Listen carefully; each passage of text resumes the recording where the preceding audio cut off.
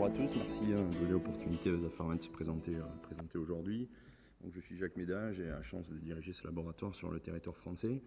Alors, Rosa Pharma, c'est un laboratoire qui est très récent, qui s'est créé en mars 2015, qui est spécialisé dans les maladies rares et l'oncologie, dont le siège historique est basé dans Lyon 9e, avec un headquarter qui est maintenant au UK. On est à peu près 200 employés dans le monde et une vingtaine sur le site français à Lyon. Alors c'est un développement international extrêmement rapide, puisqu'en 4 années, on a une présence avec des filiales propres sur les 5 pays européens majeurs. On vient de lancer en début d'année la filiale américaine avec plus de 40 personnes qui présentent là-bas. Et puis on est présente dans plus de 50 pays par intermédiaire de partenaires, ce qu'on appelle le service export, que ce soit en Asie, en Amérique latine ou en Amérique centrale. Alors le modèle de développement d'Eusa Pharma est peu fréquent, j'ose dire, dans la pharmacie, puisqu'on est plutôt en général sur la recherche et développement. Nous, on n'a pas de recherche propre, donc on est vraiment axé sur le développement et on se concentre sur l'identification, on aime bien dire, de pépites, de molécules qui vont apporter un réel bénéfice pour les patients dans les domaines des maladies rares et de l'oncologie.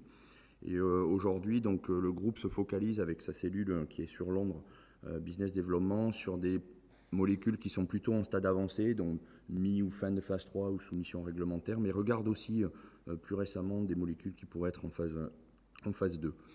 Alors le portefeuille Eusa Pharma aujourd'hui, en 4 années, je vous le disais, c'est une croissance extrêmement rapide, puisque création en mars 2015 avec un portefeuille de dispositifs médicaux que le groupe a revendu milieu d'année dernière à une société franco-belge. Et depuis, le groupe a racheté 4 molécules. Donc on a le Fotivda, le Tivozanib, qui est une molécule, une tyrosine kinase en première ligne dans le cancer du rein avancé. Le Cafosol dispersible, qui est une solution buccale contre les mucites en cancérologie derrière la chimiothérapie et la radiothérapie. Le Qarziba, qui est la molécule phare du groupe, qui est utilisée en oncopédiatrie dans le neuroblastome de haut risque récidivant réfractaire. C'est une maladie qui est extrêmement invalidante et dont le parcours de soins est terrible pour ces enfants, puisqu'il concerne 8% des cancers pédiatriques, 15% des décès, et dans la forme haut risque, on a 50% de survie.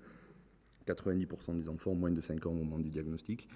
Et puis très récemment, le rachat de Sylvant à Johnson & Johnson, qui est là aussi une molécule dans les maladies rares, en oncohématologie, un syndrome lymphoprolifératif, qui implique l'IL6 et sur lequel le groupe a beaucoup d'ambition.